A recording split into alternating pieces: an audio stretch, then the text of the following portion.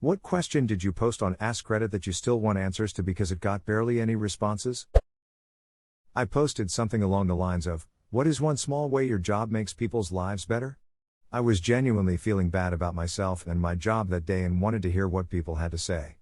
I had just one response that was really beautiful from a landscaper who said it was nice to see how happy all the color makes homes and businesses look. I would have loved to see more because that is some genuinely heartwarming shit, right there. Asked what red flags turned out to be false alarm. Didn't get any answer and lost an argument. People who have heckled professional comedians, why did you do it and what happened? A friend and I went to see Adam Hills once, and my friend loves to heckle, but with compliments instead of snark. When he did the usual "how are you all tonight?" they yelled back, "Fine thanks. How are you?" He was actually pretty thrown by it and ended up going on a 5-minute tangent about how no one has ever actually answered him before when he asked that. At least, not nicely. With compliments instead of snark, that's ducking evil. Plenty of stand-ups prepare for jackass hecklers, but decent, polite conversation in the heckler's shout must really throw people off. Andrew Luck, in theory a NFL quarterback, does that when he gets sacked, he compliments the tackler. It's apparently very unnerving. My judo sensei teaches us to think like that. If someone catches you with something good, you can appreciate it, and hopefully learn from it. Also, beautiful moves just feel so good.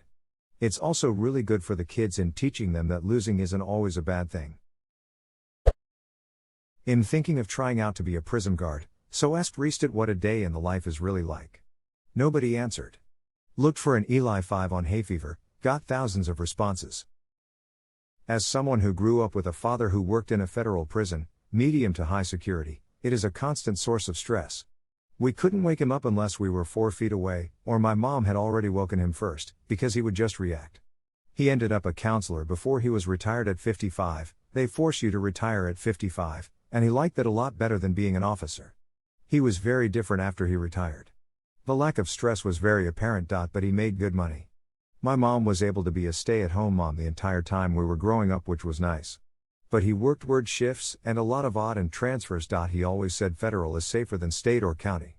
The respect you give out will be what you get back. Hate everyone equally. Be aware of your surroundings. Don't die. Hope this kind of helped. I asked once for Craigslist missed connection stories. I still want to know if there are any. I posted one on an old account that was something like, what happened at your job to make you think I don't get paid enough for this? I have that thought all the time, so I was hoping to read about other people's crappy jobs to make myself feel better. I was a Taekwondo instructor, and I definitely didn't get paid enough to clean up human urine off the mat multiple times. How do people end up peeing on the mat? Punched in the bladder? Fear? Incontinence? Children under the age of 7. Half hour is a long time for their little bladders. What was the most innocent thing you've stumbled across another adult doing? I saw a grown woman skipping to enter an ice cream shop a while back and it was just so oddly heartwarming. The only comment response I got was, my dad used to paint faces on rocks and put them on the windowsill and call them rock bands. It was super cute, but more experiences would have been nice to hear. Edit, I can't spell desserts. I was on the other side of that question once. I had just gotten some pretty swanky yellow galoshes and was breaking them in by puddle jumping. A woman who looked to be in her 50s who was walking down the sidewalk stopped and just smiled at me for a bit. I froze, feeling a bit embarrassed, and she said, "Sorry, I didn't mean to make you stop." More people should just enjoy themselves like that. I invited her to join me, but she laughed and said no, not this time. Maybe she did the next time she saw some puddles, though. I'd like to think so. Smile. My wife will break off mid-sentence to jump in a pile of leaves whenever we go past one that's big enough. That's not the reason I married her, but it's one of them. I asked, what is the best photo you have, or have taken? Something along those lines. I think the very best post on this site was the one where people had pics of things that would sound unbelievable if they didn't have them. Edit, don't mean objectively the best, but just your favorite out of all your photos. I asked lawyers of Reddit, who were some of your clients that you know should have gotten a harsher sentence? I thought it was a great question and was gonna hit the front page. Guess not, because only one person responded with the answer, I'm not a lawyer. Thanks for your contribution, buddy. I'm pretty sure that answers to this would include potentially identifying details. So it's unlikely you'll get a lot of real answers as they could break privilege. Edit, it could also be that they don't want to be personally identified. Since it's public record after the case is over, you could just look up the details and find out who that person is that's posting on Reddit. This is like multiple AskReddit thread on an AskReddit thread. We must go deeper. Edit, forgot the H in thread. What question did you post on this thread that you still want answers to because it got barely any responses? Deeper. What questions did you post in this comment chain that got ignored? Do you still want answers to? I wanted to know the answer to people who work door to door. What weird things have you witnessed in people's homes? Sometimes it was the lack of what people had that was a shock. Some people had a table. That was it. No food for the table, nowhere else to sit but the table. Just an empty room with a table in it. I always remember one guy offering to make me a cup of tea, and he split the tea bag between himself, his wife and myself. Then apologized for not having any milk or sugar. I immediately dropped the sales pitch.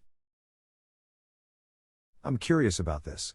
You say you dropped the sales pitch because they were clearly too poor to afford what you were selling? How did you actually go about that? I feel like it'd be super awkward if you came into their home to sell them something and then you didn't. It's a basic sales technique. I just switched to asking open-ended questions and did the opposite of closing. Plenty of people invite you into their house out of loneliness or boredom. It doesn't always end in a sale anyway, so it wasn't really all that awkward. What experience or lesson defines your attitude towards death, whether it's your own or someone else's? No responses. In high school, a teammate of mine died completely unexpectedly, at 14 from an undiagnosed heart condition. I really struggled with the fact that my life continued, while his didn't.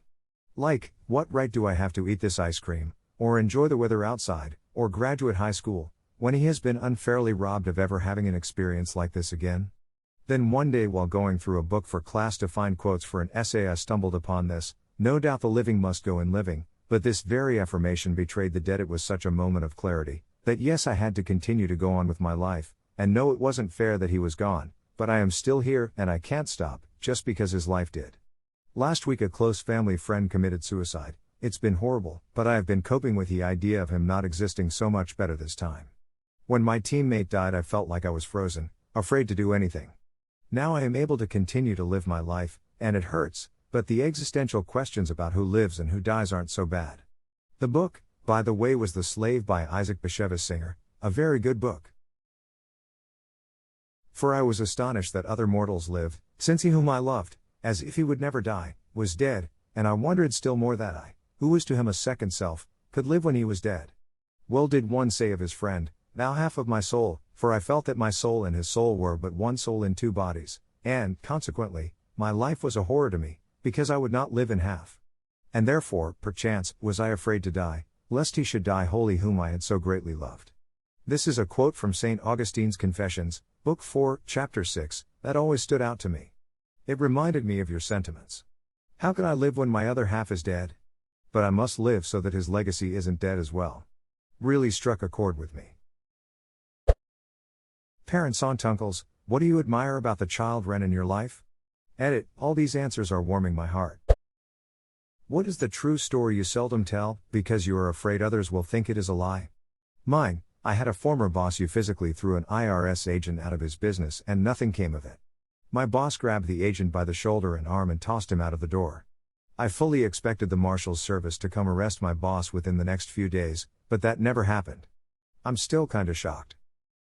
One year on Christmas Day we were getting ready to sit down for dinner when we heard this thumping sound from the kitchen and went to investigate. There is our cat dragging a stuffed and cooked turkey in through the back door.